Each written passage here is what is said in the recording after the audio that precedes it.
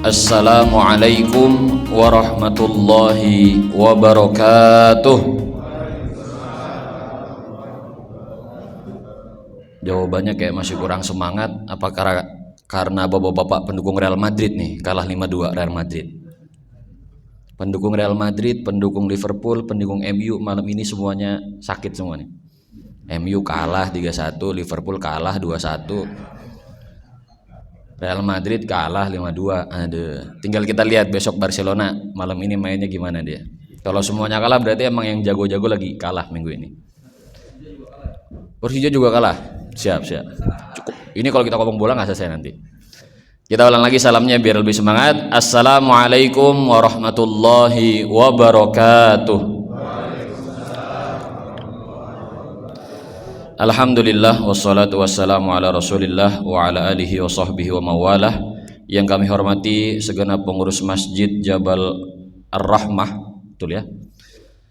Yang kami hormati pula para asatidz, para ulama maupun tokoh masyarakat yang hadir pada kesempatan pagi hari ini, dan segenap hadirin sholat subuh berjamaah. Hadanallahu wa iyyakum ajmain wa hafizakumullahu wa ra'akum fi ta'atih. Alhamdulillah pada kesempatan kali ini kita bisa berjumpa kembali, kita bisa bersilah-uah kembali dalam rangka mempelajari salah satu kitab yang dibuat oleh salah satu ulama kita, yaitu Al-Imam An-Nawawi Al-Bantani, kitab Nashaihul Ibad.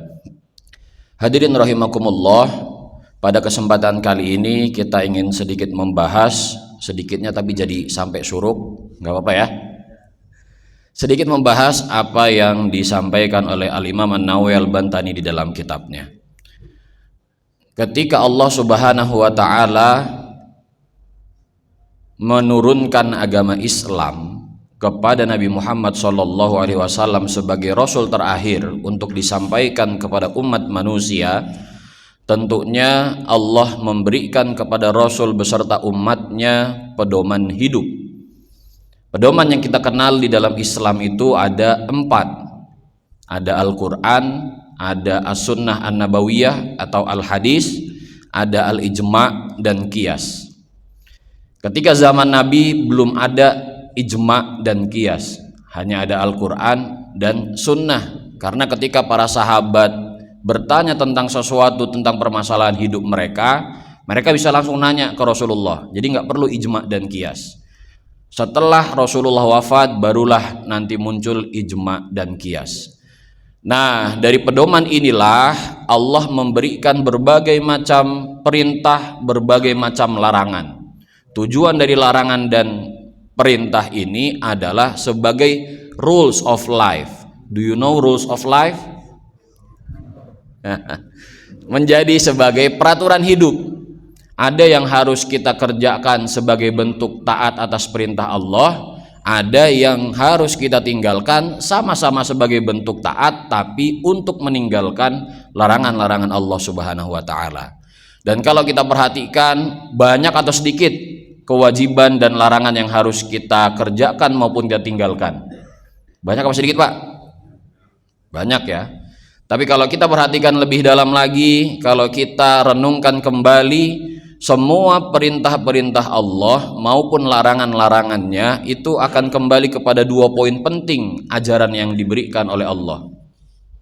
Kalau Imam Nawawi mengatakan di dalam kitab Nashaihul Ibad, fa inna jami'a awamirillah tarji'u ila khoslataini.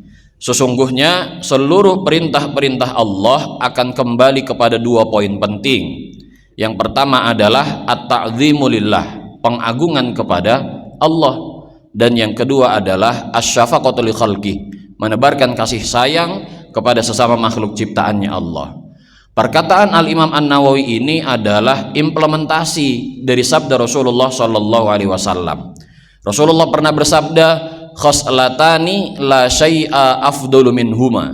Ada 2 perkara yang tidak dapat mengungguli keutamaannya. Yang pertama adalah al-imanu billah, dan yang kedua adalah an-naf'u bil muslimina, menebarkan manfaat kepada sesama muslim lainnya, itu secara khusus, secara umumnya kepada manusia. Nah, hadirin rahimakumullah, kalau kita menganalogikan atau kalau kita mengait-ngaitkan antara at-ta'zimu lillah dengan al-imanu billah, itu satu kesatuan. Ketika ada seorang manusia, dia mengaku percaya, yakin, dan beriman kepada Allah, maka disitulah titik di mana dia mengagungkan suatu Tuhan, bukan suatu, mengagungkan Tuhan. Kenapa? Karena dia menyadari bahwa dirinya tidak mungkin tiba-tiba ada. Dirinya pasti ada yang menciptakan. Segala sesuatu yang terjadi dalam hidupnya, ada yang mengatur, ada yang memberikan perintah, ada yang memberikan kepada dirinya kemampuan untuk berjalan, kemampuan untuk apapun itu. Maka ketika dia menyadari ada Tuhan yang harus dia sembah, ada Tuhan yang harus dia imani, maka keimanan itu muncul karena dia tahu harus mengagungkan Tuhan. Tuhan di dalam Islam itu namanya Allah. Kalau kita baca lagi yang kedua, an-naf'u bil muslimina, menebarkan manfaat kepada sesama muslim lainnya, itu kalau diimplementasikan itu adalah implementasi dari asy-syafaqatu li khalqih, menebarkan kasih sayang kepada sesama makhluk ciptaan Allah. Kenapa? Ketika kita berusaha menjadi manusia yang bermanfaat dengan apapun yang kita miliki, maka kita saat itu sedang ingin menebarkan kasih sayang Allah. Contoh perintah yang mengandung dua hikmah ini atau dua hal ini. Allah Subhanahu wa taala berfirman, "Wa aqimus sholata wa atuz zakata." Dan dirikanlah salat serta tunaikanlah zakat. Di dalam syariat perintah salat, di situ Allah sedang ingin mengajarkan kepada kita, sadar tidak sadar, suka tidak suka. Ketika Allah memerintahkan sholat, pada hakikatnya Allah sedang ingin mengajarkan kepada kita bahwa sholat yang kita kerjakan, sholat yang kita tunaikan, di situ terdapat di dalamnya pengagungan kepada Allah. Dan di antara gerakan-gerakan yang kita lakukan, ada satu gerakan yang kita tidak akan pernah lakukan kepada manusia manapun, mau dia orang paling kaya, mau dia orang paling tinggi jabatannya, mau dia orang paling tinggi kedudukan dan kemuliaannya. Gerakan apa itu Pak kira-kira? Gerakan sujud. Bapak pernah sujud ke orang lain, dia orang kaya, dia jabatan tinggi, dia orang paling mulia, menghormati dia, mengagungkan dia dengan bersujud kepadanya? Tidak pernah. Tapi ketika sholat, sadar tidak sadar, suka tidak suka, kita dipaksa oleh Allah dengan gerakan-gerakan sholat. Ketika kita sholat ada gerakan sujud, di mana ketika sujud benar-benar kita merendahkan diri kita.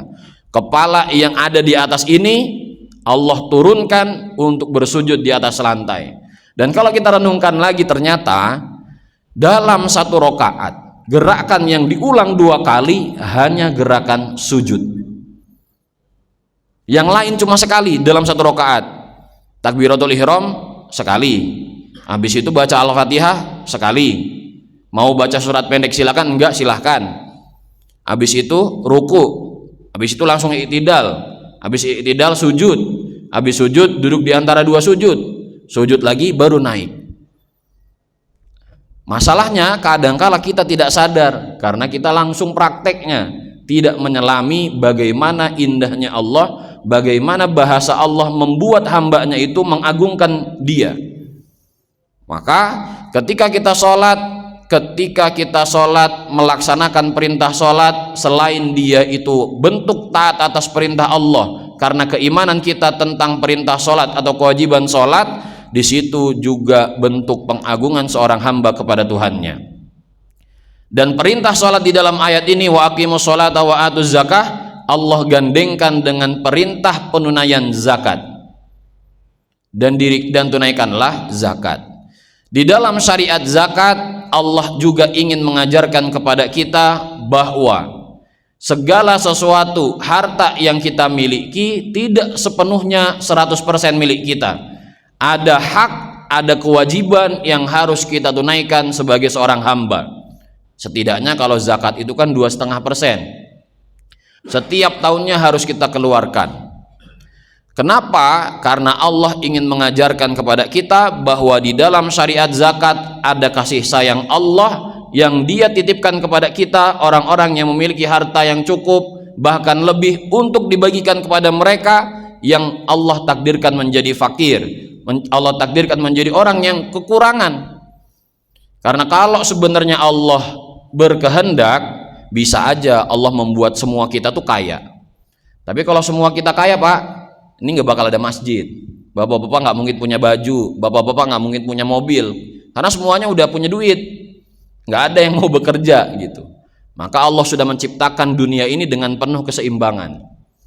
Maka para hadirin rahimakumullah, dengan dua hal tadi kita harus bisa memahami bahwa apapun yang Allah perintahkan, bahwa apapun yang Allah larang, pada hakikatnya Allah ingin mengajarkan kepada para hambanya. Di dalam perintahnya terdapat pengagungan kepada Allah Subhanahu wa Ta'ala, di dalam perintahnya terdapat kasih sayang kepada sesama manusia. Hadirin rahimakumullah, kalau kita berbicara tentang ibadah ataupun amal-amal soleh yang kita kerjakan, tentunya itu semua adalah cara agar kita bisa bahagia. Bapak-bapak dapat misalkan rizki, kemudian bisa beli motor baru, bahagia nggak Pak? Bahagia. Ibu-ibu dikasih sama suami duit 1 juta, bahagia nggak Bu? Bu? Oh, astagfirullahaladzim, kurang ternyata ya. Iya. 1 juta aja, nggak usah banyak-banyak. Suaminya karena dapat duitnya 2 juta doang misalkan gitu. Ya. Segala sesuatu yang bisa kita dapatkan dari kenikmatan-kenikmatan dunia itu adalah kenikmatan yang sifatnya sementara dan bisa hilang dalam waktu sekejap. Kapanpun Allah ingin cabut, Allah cabut. Maka yang harus kita cari sebagai seorang muslim, sebagai seorang mukmin itu bukan hanya sekedar kebahagiaan dunia, tapi kebahagiaan yang abadi, kebahagiaan yang hakiki. Dan untuk mendapatkan kebahagiaan yang abadi, kebahagiaan yang hakiki itu syaratnya cuma 2. Cuma iman dan amal soleh. Di dalam surat Al-Bayyinah diantaranya Allah Subhanahu wa Ta'ala berfirman, innalladzina amanu wa amilus solihati ulaika hum khairul bariyah. Sesungguhnya orang-orang yang beriman dan beramal soleh, mereka itu adalah makhluk yang terbaik. Ketika ada orang manusia beriman dan beramal soleh lalu menjadi makhluk yang terbaik, balasannya apa? Jazaohum inda rabbihim jannatu adnin tajri min tahtihal anhar khalidina fiha abada.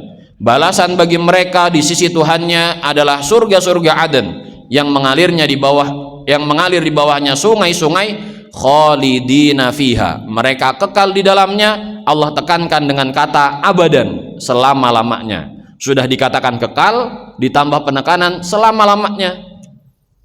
Maka ketika kita sudah berhasil masuk ke dalam surga, disitulah kebahagiaan yang abadi, kebahagiaan yang hakiki. Karena di dalam surga nanti insya Allah kita akan berjumpa langsung, melihat langsung zatnya Allah. Oleh karenanya hadirin rahimakumullah, iman dan amal soleh itu adalah 2 hal yang tidak bisa terpisahkan. Karena kalau salah satunya hilang, ada konsekuensi yang harus kita pahami.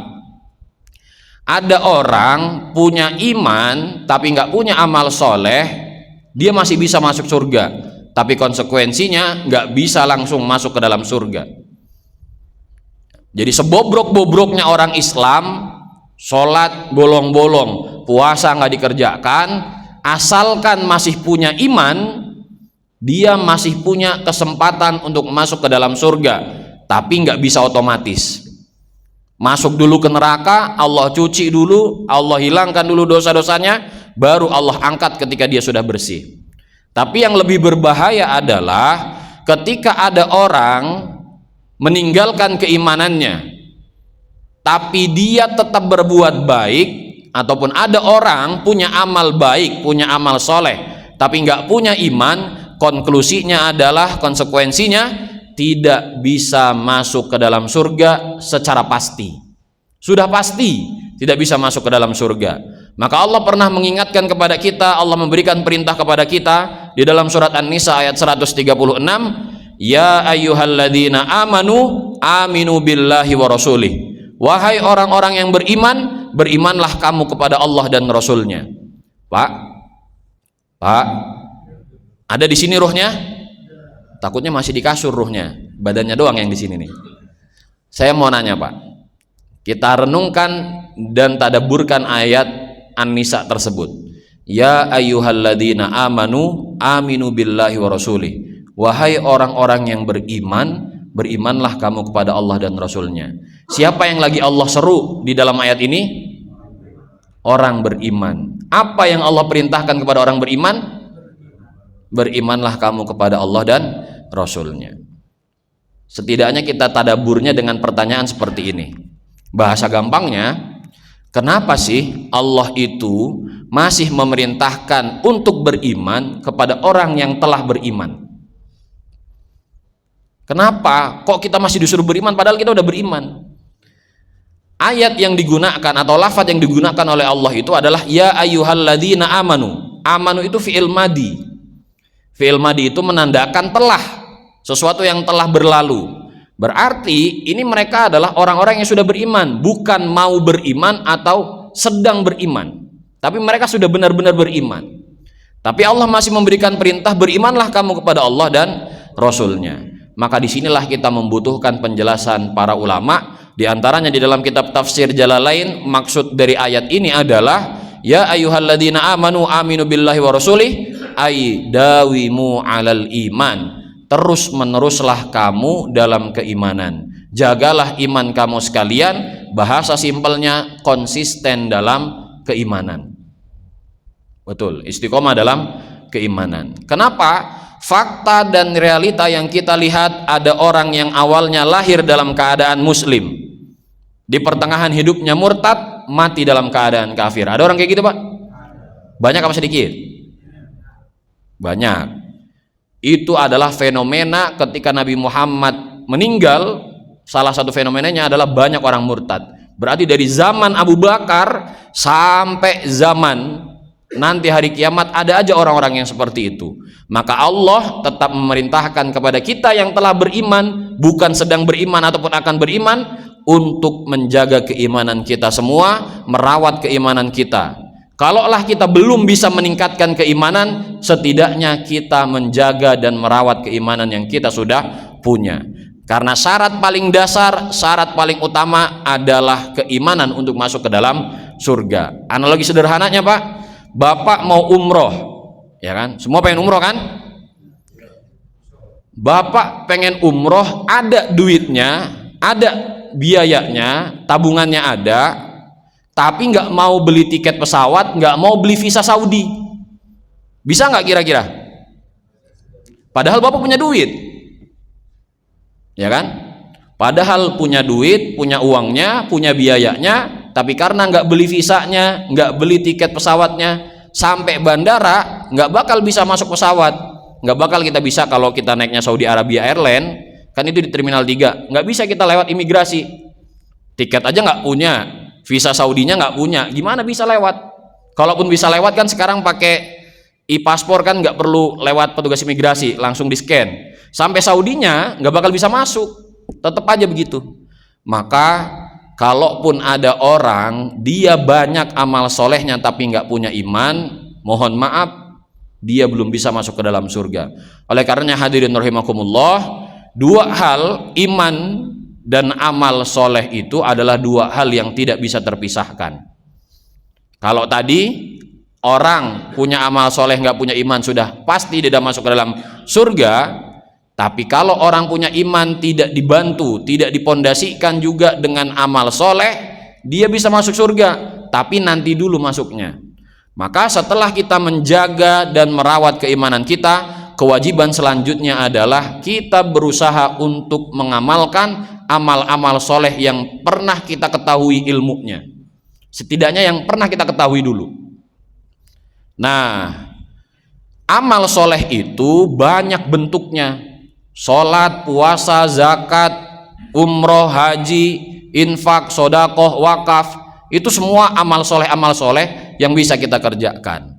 Tapi yang ingin kita bahas kali ini adalah amal soleh yang berbentuk menjadi manusia yang bermanfaat, bermanfaat bagi manusia lainnya, terkhusus kepada seorang muslim dan secara umum manusia.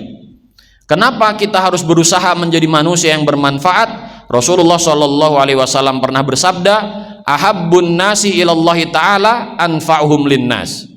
Manusia yang paling dicintai adalah mereka yang paling bermanfaat bagi manusia lainnya.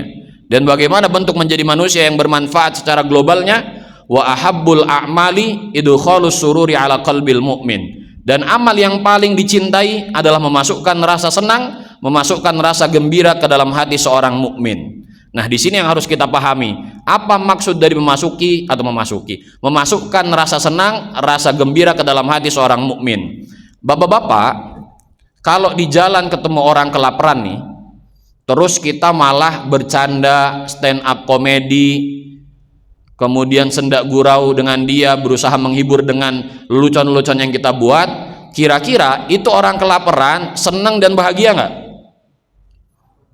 Orang lapar malah bercandain, orang lapar malah di stand up komediin. Bukannya dia malah bahagia, malah kita disambet sama sendal dia. Tapi kalau bapak-bapak ketemu orang lapar nih, dikasih duit 1 juta, itu orang bahagia nggak dia? Jangankan orang kelaparan, ibu-ibu dikasih tiba-tiba duit sama suami aja yang banyak, 5 juta misalkan, langsung bahagia. Nah, jadi maksudnya memasukkan rasa senang, menghadirkan rasa bahagia di dalam hati seorang mukmin itu bukan hanya sekedar dengan canda tawa yang kita lakukan, stand up komedi yang kita lakukan, atau menghadirkan senyuman ke dalam hati seorang mukmin, tapi membantu hajat orang lain sesuai dengan kebutuhan yang dia rasakan. Ada orang kelaparan, kita kasih makan. Ada orang punya utang, diutangin. Ada orang punya utang, kita bantu bayarin utangnya sesuai dengan kemampuan.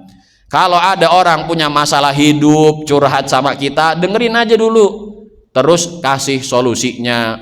Setidaknya kan kalau ibu-ibu, terkhusus perempuan ya, kalau punya masalah kan sebenarnya kalau konsultasi sama suami, curhat sama suami, nggak butuh solusinya, cuma butuh didengarkan. Betul Bu? Bu, bener nggak Bu? Makanya suami harus kuat-kuat dengerin curhatan istri. Dah, walaupun saya belum nikah, saya belum tahu juga sebenarnya, tapi itu reels Instagramnya begitu. Perempuan itu harus mengeluarkan 20.000 katanya biar dia itu tenang. Nah, itu ilmunya udah dapat, prakteknya nanti kita lihat. Jadi para hadirin yang dirahmati oleh Allah, kenapa kita harus menjadi manusia yang bermanfaat? Karena kita ingin mengamalkan sabda Nabi bahwa orang yang paling dicintai oleh Allah adalah mereka yang paling bermanfaat bagi manusia lainnya. Dan Imam Nawawi menjelaskan, untuk menjadi manusia yang bermanfaat kita bisa menggunakan 4 metode. Beliau menjelaskan, wa naf'u lil muslimina ay bil maqali au bil jahi au bil mali au bil badan. Memberikan manfaat, menebarkan manfaat kepada sesama muslim lainnya atau kepada manusia pada umumnya, itu bisa dengan maqal. Maqal itu artinya ucapan atau lisan kita. Yang kedua dengan jah. Jah itu artinya banyak, bisa kita pahami. Artinya bisa wewenang, bisa jabatan, bisa kekuasaan. Yang ketiga dengan al-mal. Mal itu sudah sering kita dengar artinya harta. Yang keempat adalah badan. Badan itu kalau bahasa Indonesianya gampangnya anggota badan, tapi bisa kita tafsirkan lagi maknanya adalah tenaga yang kita miliki, karena badan di dalamnya terdapat tenaga. Nah, kita bahas satu persatu dalil Quran yang memerintahkan menjadi manusia yang bermanfaat dengan 4 metode tadi. Yang pertama, kita harus bermanfaat, berusaha bermanfaat dengan makol kita. Allah Subhanahu wa taala di dalam surat Al-Asr dia berfirman, wal asri innal insana lafi khusrin illa alladziina amanu wa amilus solihati wa tawasau bil haq wa tawasau bis sabr. Di dalam surat Al-Asr ada penjelasan tentang adanya orang-orang yang merugi kecuali 3 golongan. Orang yang beriman, orang yang beramal soleh, dan orang yang saling menasehati, saling berwasiat dalam kebaikan dan dalam kesabaran. Namanya nasihat, namanya wasiat, tentu kadang kala dengan lisan, walaupun kadang juga dengan badan juga bisa. Dengan sekarang dengan HP juga bisa, dengan tangan juga bisa sekarang. Tapi kan umumnya orang ketika memberikan nasihat tentu dengan lisan. Maka misalkan contohnya adalah kalau kita punya tetangga punya teman, punya kerabat, punya sahabat, dia orang Islam, belum mau sholat, ataupun dia sudah sholat tapi belum mau berjamaah, kita ajak dia untuk sholat. Bro, kayaknya ana jarang-jarang nih lihat ente sholat berjamaah. Ayolah kita sholat berjamaah bareng ana gitu. Ayo berangkat gitu. Ajakan dengan ucapan lisan tadi, ayo sholat, ayo jamaah sama ana, berangkat bareng sama ana, itu kan saling menasehati dalam kebaikan. Ayo berjamaah itu fadilahnya banyak loh gitu, dan sebagainya yang ilmu kita ketahui. Ketika dia benar-benar melaksanakan apa yang kita ajak, apa yang kita nasihatkan, maka pahala yang didapatkan bukan orang yang mengerjakan saja, tapi kita juga dapat pahalanya. Enaknya kan gitu, Pak. Makanya enaknya udah ajak aja dulu, mau dia mau atau enggak terserah dia. Ya, yang harus kita pahami adalah jangan sampai ajakan yang kita berikan kepada orang lain lalu dia tidak mau mengerjakannya membuat kita putus asa. Jangan. Kita tahu misalkan beberapa ilmu yang bisa kita amalkan, kita lakukan sekuat dan semampu kita. Masalah dia mau mengerjakan atau tidak, urusan dia. Karena ketika kita berusaha untuk mengajak orang lain dalam kebaikan, itu satu pahala sendiri. Ketika dia melaksanakan, satu pahala sendiri. Maka kalau misalkan nih kita berhasil mengajak orang lain, contoh, dia mau sholat karena nasihat yang kita berikan, wasiat yang kita terangkan kepada dia, maka pahala yang bisa kita dapatkan minimal 20. Kenapa 20? 10 karena kita melaksanakan sholat untuk diri sendiri, 10 karena dia melaksanakan kewajiban sholatnya. Karena Rasulullah bersabda, man dalla ala khairin falahu mithlu ajri fa'ilihi. Barang siapa orang menunjukkan kepada suatu kebaikan, maka baginya pahala yang semisal orang yang mengerjakannya. Jadi jangan pernah putus asa ngajak orang lain dalam kebaikan, lakukan aja karena Allah Subhanahu wa taala. Masalah dia mau atau tidak melakukan apa yang kita nasihati, apa yang kita ingatkan, itu poin lain, itu kebaikan lain. Yang penting kita sudah berusaha untuk melakukan al-amru bil ma'ruf. Yang kedua, para hadirin rahimakumullah, menjadi manusia yang bermanfaat dengan jah. Jah ini yang bisa mendapatkannya sedikit tapi manfaatnya besar. Allah Subhanahu wa taala berfirman kepada kita, memberikan perintah, ya ayyuhalladzina amanu kunu qawwamina lillah syuhada'a bil qist. Wahai orang-orang yang beriman, jadilah kamu penegak kebenaran karena Allah dan saksi-saksi yang bertindak dengan adil.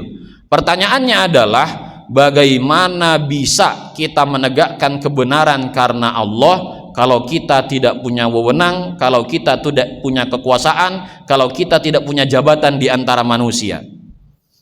Analogi sederhana betapa dahsyatnya wewenang ataupun kekuasaan dan jabatan. Bapak-bapak pernah nonton berita kasus pembegalan? Ada satu kasus pembegalan yang pernah kita lihat di TV, di mana korban begal ingin dirampok, ingin dicuri hartanya oleh pembegal. Lalu korban begalnya membela diri sehingga sang pembegal tadi mati. Kalau berita yang sudah kita lihat, yang masuk penjara siapa, Pak? Korban begalnya. Karena pembegalnya udah mati, nggak bisa dimasukin kan?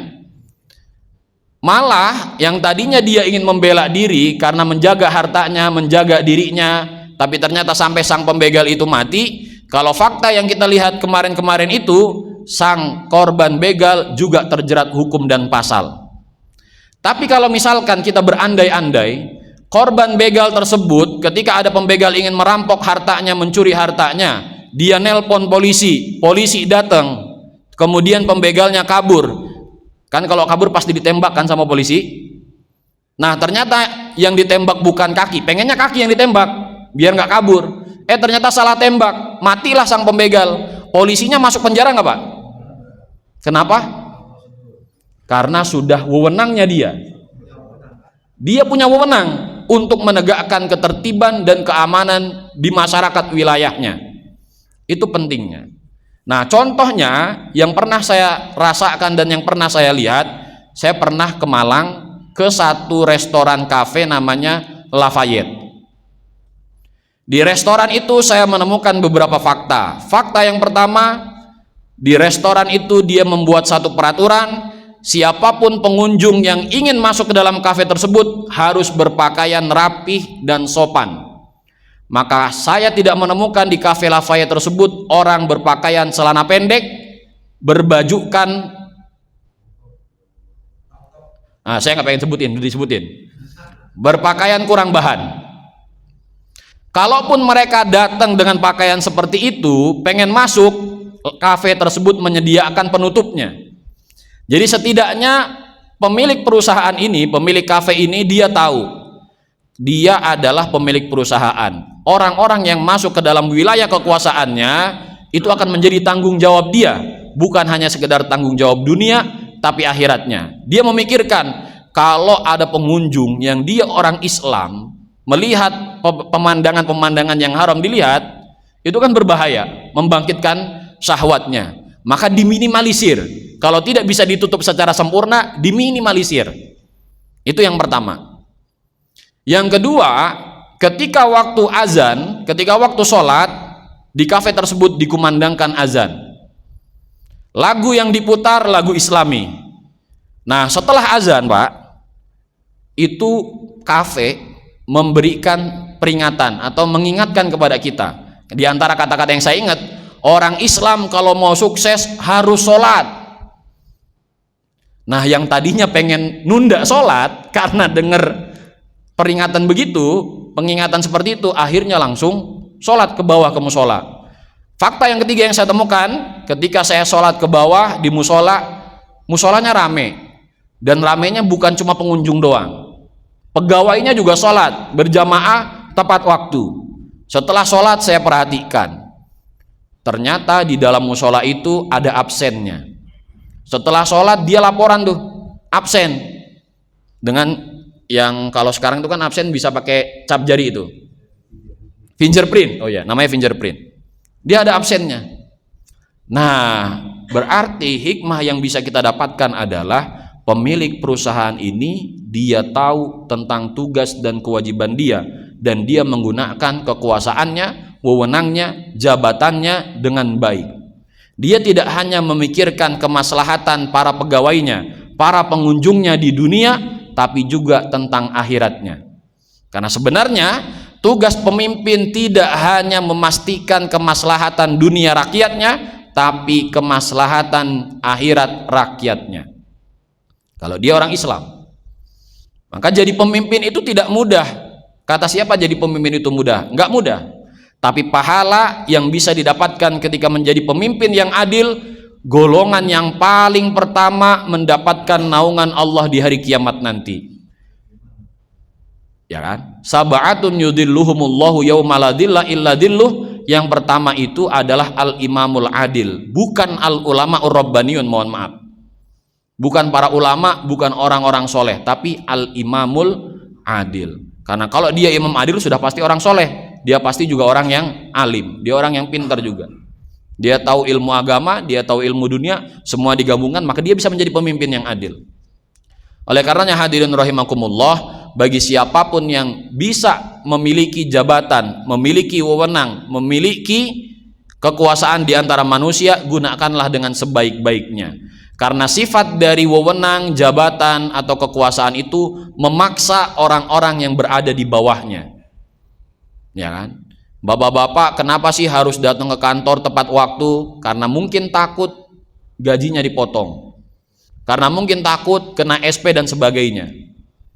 Nah, banyak orang, atau kalau kata bapak, orang awam itu kurang peduli perintah Allah, lebih peduli perintah pemerintah. Maksudnya perintah bosnya lah, perintah atasannya lah, perintah RT RW-nya lah, perintah gubernurnya dan sebagainya. Dan itu sudah terbukti dan terlihat secara fakta dan realita, diantaranya tadi Lafayette tadi. Atau kalau bapak pernah diundang dalam suatu kajian subuh di masjid, undangan yang pertama itu bapak kaget, kok bisa subuh itu rame 8 soft dan ngaji setelahnya tetap rame.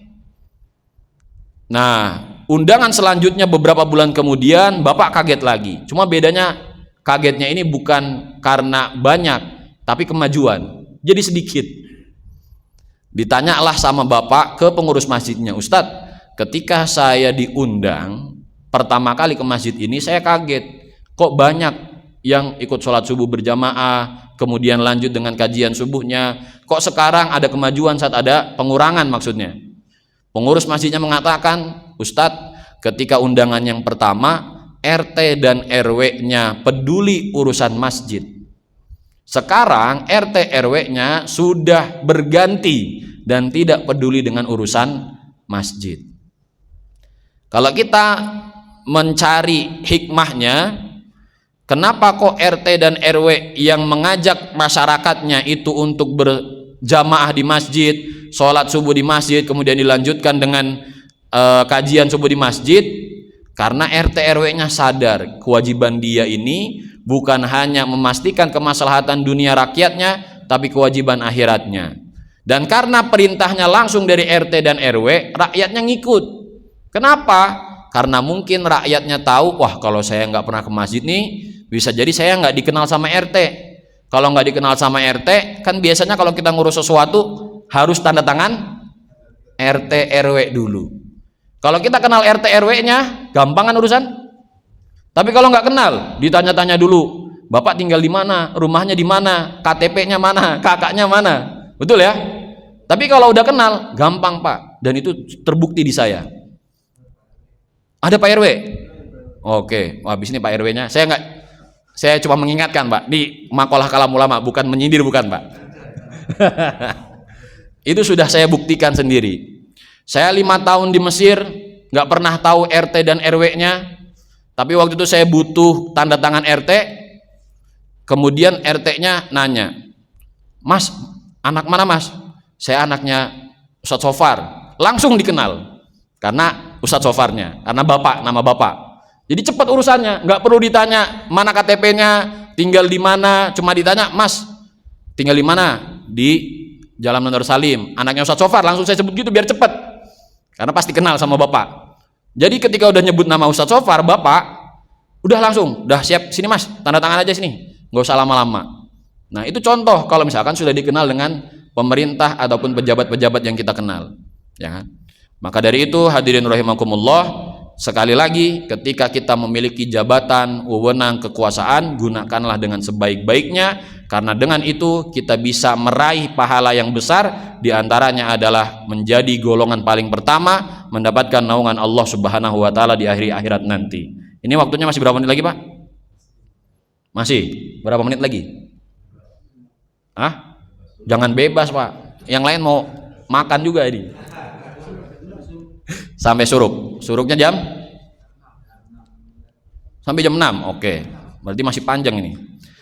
Nah selanjutnya Pak, tadi makol sudah, lisan sudah, jah sudah. Yang ketiga dengan al-mal. Perintahnya mana? Allah Subhanahu wa Ta'ala berfirman, ya ayyuhalladzina amanu anfiqu min thayyibati ma kasabtum.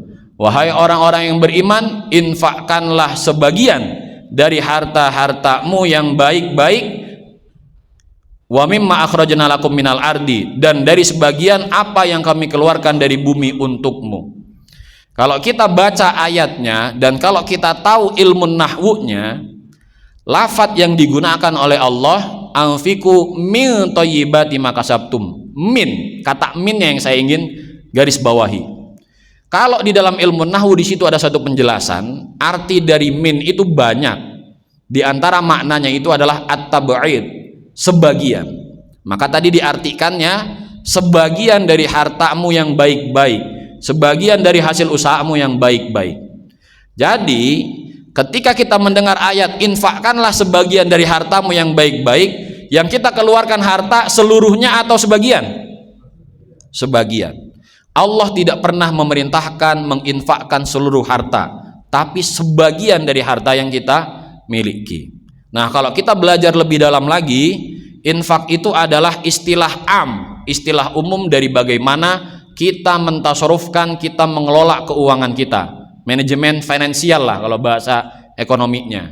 Bagaimana kita mengatur keuangan itu disebut infak, karena di bawahnya itu nanti ada nafkah yang wajib untuk keluarga, di bawahnya ada zakat, di bawahnya ada sedekah, di bawahnya ada wakaf. Karena kan nafkah itu bagaimana kita mengelola keuangan yang kita dapatkan. Yang wajib kita sisihkan dulu. Kalau punya kelebihan baru nanti ada sodakoh, ada wakaf. Zakat kan juga ada yang wajib. Kalau kita punya harta yang zakat mal harus kita keluarkan. Kalaupun nggak punya zakat mal, ada zakat juga yang wajib kita keluarkan. Zakat fitrah. Nah, ada dua yang wajib. Kalau kita sudah berkeluarga, nafkah kepada keluarga. Yang untuk diri pribadi adalah zakat fitrah dan zakat mal kalau kita punya malnya. Nah, berarti sodakoh dan wakaf itu adalah amal tambahan untuk meraih pahala sebanyak-banyaknya untuk mendapatkan tingkat yang lebih tinggi surganya Allah Subhanahu wa taala. Maka ketika kita menyadari bahwa harta yang kita miliki tidak 100% milik kita, maka kita akan enteng mengeluarkan harta kita di jalan Allah. Dan Allah memerintahkannya tidak seluruhnya. Allah memerintahkannya sebagian dari hasil usahamu yang baik-baik, dari apapun yang kita dapatkan, infakkanlah di jalan Allah. Dan dari amal-amal harta tadi, ada satu amalan yang bisa kita gunakan, yang bisa kita jadikan wasilah sebagai amal yang tidak pernah terputus pahalanya. Amal apa itu, Pak? Sedekah jariyah, yang kita artikan sebagai wakaf. Jadi 3 amalan yang tidak akan pernah terputus pahalanya. Yang pertama adalah sedekah jariyah, yang kedua adalah ilmu yang dimanfaatkan, dan yang ketiga adalah anak soleh yang mendoakan kedua orang tuanya. Kalau kata bapak tuh, kata waladin salihin itu ada sifatnya, bukan cuma sekedar anak, tapi anak yang soleh. Jadi berarti kalau bapak-bapak punya anak, biar pahala doanya itu sampai ke kita, jangan cuma dijadikan sebagai anak doang, tapi jadikan anak kita itu anak yang soleh, sehingga doanya bisa sampai kepada kita, orang tuanya. Nah, hadirin rahimakumullah, ketika kita bermanfaat dengan harta, ya kan, manfaatnya banyak yang bisa mendapatkannya. Dan yang bikin geger, yang bikin kerusuhan itu kadang bermanfaat dengan harta, karena banyak orang berebut mendapatkan sedekah, mendapatkan zakat, mendapatkan wakaf dan sebagainya. Tapi ketika kita melakukan suatu kebaikan dengan harta kita, yang kita inginkan adalah pertama, bermanfaat dengan harta yang kita miliki, yang kedua, karena kita ingin mendapatkan pahala dari Allah Subhanahu wa taala. Kalau kita beramal dengan harta, berapa pahala minimal yang kita dapatkan? 700 kali lipat, bisa kelipatan yang tak terhingga. Nah, kenapa kok ada kelipatan 700 dan kelipatan yang tak terhingga? Yang membedakan adalah bagaimana ilmu dalam mengamalkannya dan bagaimana keikhlasan di dalam mengamalkannya. Maka lagi-lagi ilmu itu penting dalam beramal, dan itulah yang membedakan pahala yang bisa diraih setiap muslimnya. Setiap muslim tadi dijamin oleh Allah masuk surga, tapi tidak surganya itu tidak sama satu dengan yang lainnya, derajatnya berbeda-beda. Yang membedakan apa? Satu, ilmu di dalam mengamalkannya, yang kedua, ikhlas ketika mengerjakannya, dan yang terakhir, bermanfaat dengan badan atau tenaga yang kita miliki. Rasulullah SAW pernah bersabda, memberikan satu gambaran bermanfaat dengan tenaga. Al-imanu bid'un wa sab'una syu'batan au bid'un wa sittuna syu'batan. Kata Rasulullah itu, iman ada yang 70 cabang lebih atau 60 cabang lebih. Fa afdaluha qaulu la ilaha illallah. Yang paling utama, yang paling afdol, yang paling agung itu adalah mengucapkan kalimat la ilaha illallah. Jadi syahadat yang kita lakukan, kalimat la ilaha illallah yang kita hadirkan, itu adalah bukti keimanan yang paling utama. Yang paling rendahnya wa adnaha imatatul adza anit tariqi. Yang paling rendahnya adalah menyingkirkan bahaya dari jalan. Yang kita ingin highlight, yang ingin kita garis bawahi adalah sabda Rasulullah di kata wa adnaha imatatul adza anit tariqi. Yang paling rendah dari bentuk keimanan adalah menyingkirkan bahaya dari jalan. Misalkan ketika kita jalan melihat ada lubang yang sekiranya berbahaya bagi orang yang melewatinya, lalu kita memberikan tanda, misalkan tulisan awas ada lubang, atau kalau sekarang biasanya dipilok, ya kan, menandakan ini adalah lubang. Nah, kalau kita paham ilmunya, ini bukan cuma sekedar kebaikan belaka, tapi ini adalah pengamalan dari hadis Nabi dan bukti keimanan. Kenapa bisa dikatakan bukti keimanan? Karena dia menyadari betul kalau misalkan lubang ini tidak ditutup atau tidak diberi tanda bahaya, bisa jadi orang yang melewati jalan tersebut jatuh karena lubang tersebut. Dan ketika jatuh karena lubang beda-beda efeknya. Ada yang cuma luka, ada yang bisa patah tulang, bahkan ada yang meninggal gara-gara lubang. Nah, dengan kesadaran itu dia bisa menyelamatkan nyawa satu orang muslim, nyawa satu orang manusia. Dan di dalam Islam meninggalnya sebenarnya meninggalnya satu orang muslim itu lebih disedihkan oleh Rasulullah, atau dibunuhnya seorang muslim itu lebih disedihkan oleh Rasulullah dibandingkan hancurnya Ka'bah sebenarnya. Tapi sekarang kita nggak bisa berbuat apa-apa dengan saudara-saudara kita di Palestina, padahal nggak cuma satu, sudah ratusan, bahkan mungkin nyampe jutaan kali kalau di total ya. Kalau dari dulu bisa jadi jutaan. Nah, oleh karenanya hadirin rahimakumullah, kalau tadi kita lihat menyingkirkan bahaya butuh nggak duit yang banyak? Kalau cuma sekedar ngasih tanda ya, kalau ngaspal kan butuh dana, tapi setidaknya kalau menyingkirkan bahaya tadi dengan memberikan tanda, itu kan nggak butuh duit yang banyak, nggak butuh bulldozer untuk memberikan tanda, nggak butuh effort yang banyak lah, cukup dengan kesadaran, cukup dengan tenaga yang sedikit saja, awas ada bahaya, itu sudah menandakan keimanan kita. Dan yang harus kita garis bawahi, kalimat Rasulullah adalah yang paling rendahnya. Jadi itu adalah paling rendahnya keimanan. Berarti kalau ada orang ngelihat bahaya di jalan nggak menyingkirkannya, pertanyaannya adalah apakah di dalam dirinya masih ada keimanan atau tidak. Karena Rasulullah mengatakan yang paling rendahnya adalah bahaya dari jalan. Nah, sekarang masalahnya tuh Villa Dago jalan masuk sini itu jelek banget itu. Makanya kan dikasih tanda banyak jadinya tandanya. Nah, jadi semoga pejabatnya nih bener-bener habis ini ngeluarin duitnya buat ngaspal. Saya pulang dari Mesir nganterin bapak ke Villa Dago Masjid Raya Al Kausar. Dari pertama kali saya pulang dari Mesir tahun 2024 sampai sekarang masih begitu terus tuh jalannya, belum berubah-berubah. Ya, ini mohon maaf Pak RW, bukan nyinggung Pak RW, cuma ngingetin aja. Habis ini langsung bilang ke pemerintahnya gitu. Ya. Jadi ini kita tidak menyindir seseorang pun, tapi ini kita membahas ilmu Islam.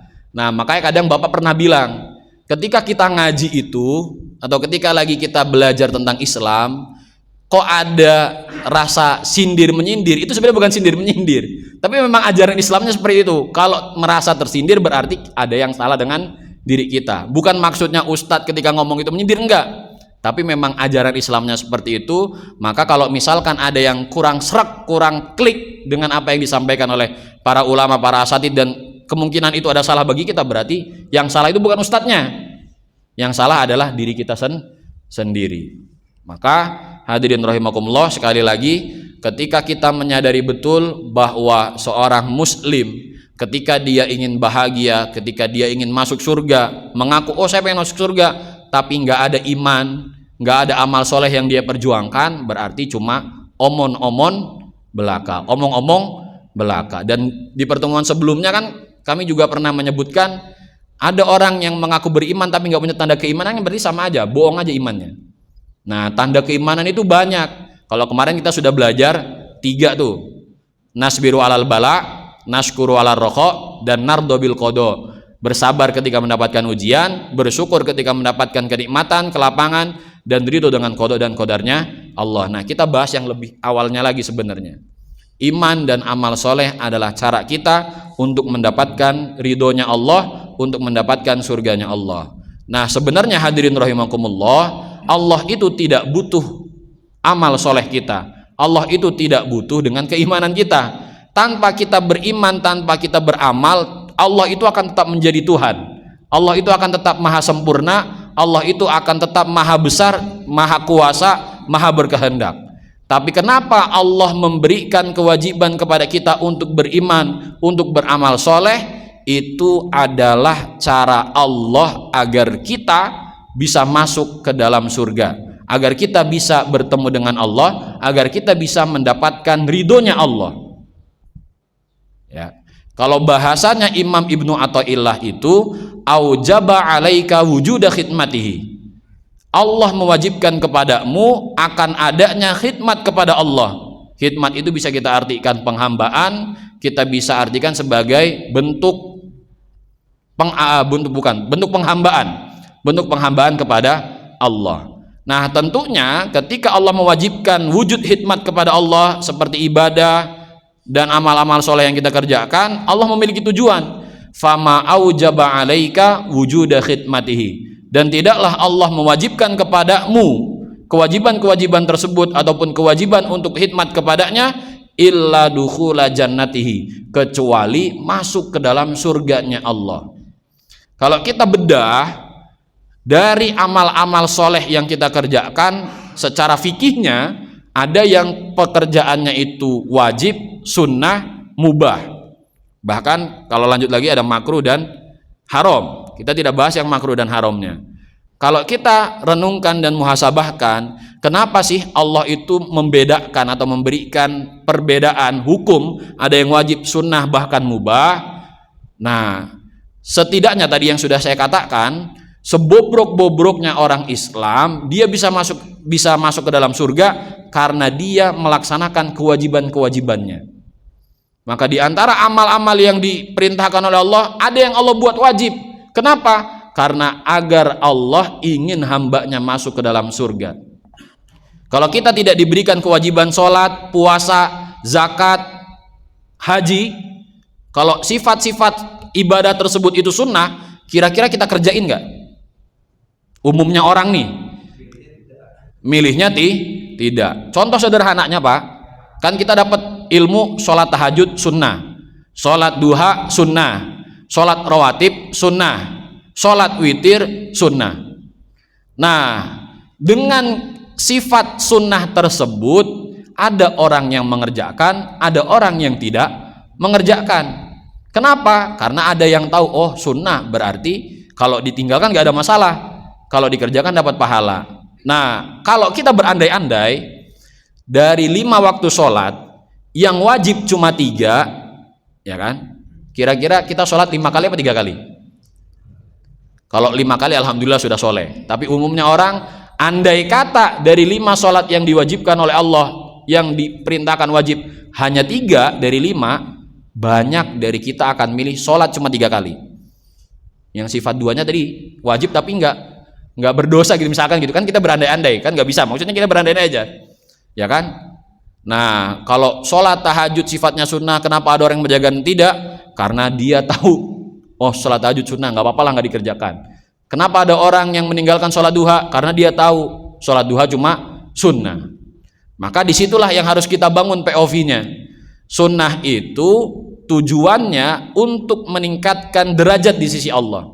Tapi kalau wajib itu cara Allah agar memaksa hambanya masuk surga. Maka kalau kita sedang menasehati orang awam atau orang yang belum belajar Islam sama sekali, bro, yang penting lu sholat, jangan tinggalkan sholat. Makanya kan kadangkala di dalam Islam itu metode dakwah, metode ngajak orang itu dengan 2 metode. Ada metode targhib, ada metode tarhib.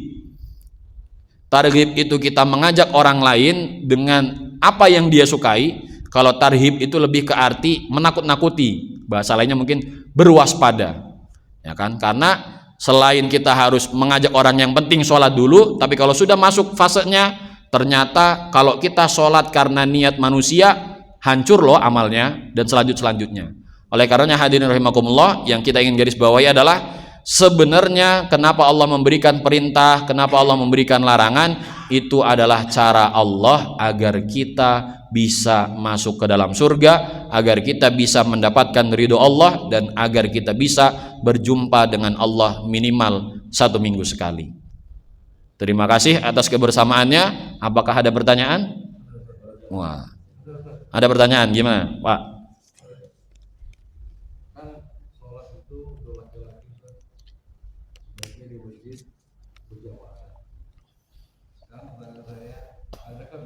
seorang istri, apa ancaman bagi seorang istri yang melarang suami sholat ke masjid, Ustaz? Waduh. Karena pernah pengalaman ini, Ustaz, ya, dulu di masjid ini saya dengan sholat berjamaah, itu jumlah konsumsinya 400, jadi penuh semua habis. Tapi kalau sekarang kan faktanya paling cuma 5 sal, Iya. kalau kalikan 16 berarti sudah 90 orang, artinya mungkin ada 10%. Berarti banyak laki-lakinya mungkin pakai mukena, Ustaz, sholat di rumah. Iya, Itu iya. pertama, Ustaz. Yang kedua, apa ancamannya, Ustaz, orang yang mengambil tanah orang lain, kan banyak kejadian sekarang, Ustaz, maksudnya kosong pulang tanah ini di sini kan di sengketa. Apa ancaman itu, Ustaz, bagi orang yang merampas tanah orang lain akhirnya berikan orang lain? Iya, iya, iya. Pertanyaan pertama, apa hukumnya seorang istri yang menghalangi suaminya sholat berjamaah? Ini tafsil, saya nggak berani jawab karena bisa jadi keadaan larangan istri itu tergantung keadaannya. Kalau memang istrinya lagi sakit kan wajar-wajar saja, suami janganlah berangkat ke masjid. Tapi kalau misalkan dalam keadaan baik-baik saja seorang istri melarang suaminya untuk sholat berjamaah, itu saya nggak tahu hukumnya dosa atau enggak. Maka saya jujur mengatakan saya tidak tahu hukumnya apa, dosa atau tidaknya. Nah, tapi kalau misalkan kita baca Al-Quran, kan yang menghalangi jalan Allah itu ya setan gitu. Berarti itu mohon maaf, itu istrinya lagi dalam bentuk bisikan setan menghalangi suaminya mendapatkan pahala. Dosa atau tidaknya saya tidak tahu. Pertanyaan yang kedua itu adalah apa hukumnya orang mengambil tanah orang lain? Itu sama aja seperti mengambil harta orang lain dengan cara yang tidak baik atau dengan cara yang batil. Ketika kita mengambil harta orang lain dengan cara yang batil, itu sudah tentu hukumnya haram. Maka kan harta itu bentuknya nggak cuma uang, nggak cuma perhiasan, tapi juga kadangkala tanah sekarang. Maka kalau ada orang mengambil tanah orang lain dengan cara yang batil, berarti dia sudah melakukan sesuatu yang haram. Gitu, Pak. Jadi kalau yang pertanyaan pertama saya tidak bisa menjawab hukumnya haram atau tidak, tapi yang bisa saya katakan adalah berarti mohon maaf istrinya sedang menjelma atau sedang melakukan pekerjaannya setan. Ya. Kan kalau keadaannya baik-baik saja, apa yang harus menjadi alasan istri menghalangi suaminya sholat subuh berjamaah misalkan gitu. Nah, karena memang kalau kita baca hadis Rasulullah itu pernah mengatakan ujian yang paling berat bagi laki-laki itu adalah perempuan. Fitnah yang paling besar bagi laki-laki itu adalah perempuan, ya kan? Nah, kadangkala istri itu lagi solehah ya baik, kalau lagi tergoda dengan godaan setan ya agak konslet lah. Begitu pula juga kita laki-laki, ya kan? Nah, maka dari itu kita harus hati-hati, kita harus bisa mawas diri. Ini yang menghalangi istri apa setan, atau setan yang lagi jadi istri gitu. Mohon maaf, ini tidak menyalahkan ibu enggak. Ini kita lagi baca ayat Qur'annya gitu, ya. Oh, gitu. Ya. Jadi sebenarnya kalau baca Qur'annya kan qala fabima aghwaytani laqudanna ala siratal mustaqim. Laqudanna siratal mustaqim, enggak ada alanya. Laqudanna siratal mustaqim. Setan ketika dikeluarkan oleh Allah dari surga, ya iblis sebelum jadi setan iblis benar. Iblis sebelum dikeluarkan dari surga kan dia di dalam sebelum dia itu dikeluarkan dari surga karena dia tidak mau bersujud kepada Nabi Adam, dia berjanji di hadapan Allah, ya Allah, sebagaimana kamu telah menetapkanku orang-orang yang tersesat, aku akan menghalangi manusia dari jalanmu yang lurus. Maka sebenarnya kalau kita berbuat baik kok ada yang menghalangi, dan yang menghalangi itu bentuknya manusia, itu adalah cara setan melalui manusia. Cara setan menghalangi kita dari jalan Allah tapi menggunakan manusia. Kalau di dalam surat An-Nasnya kan min syarrin qul a'udzu birabbin nas, malikin nas, ilahin nas, minal jinnati wan nas. Kalau lagi begini kayak jadi lupa. Padahal kalau biasa baca ingat apal gitu. Min syarril waswasil khannas alladzi yuwaswisu fi sudurin nas minal jinnati wan nas, ya kan? Yang alladzi yuwaswisu fi sudurin nas, yang membuat waswas, yang membuat yuwaswis itu artinya ya bisa waswas atau bisa kita buka kamus ya, saya jadi lupa artinya. Membisikkan kepada di dalam hati-hati manusia, bentuknya minal jinnati dari jin wan nas dan manusia. Maka kalau misalkan kita lagi mau beramal soleh, kok ada bisikan-bisikan, jangan beramal soleh.